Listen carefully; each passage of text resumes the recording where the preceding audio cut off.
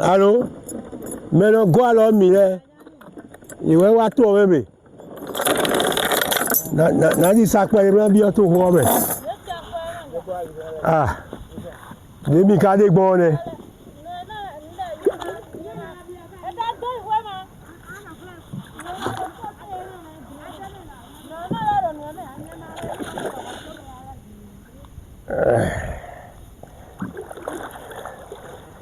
Ah, maman dit ça quoi de?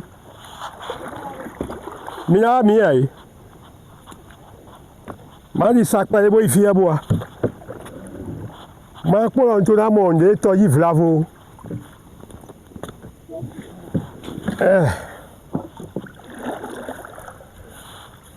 Ah.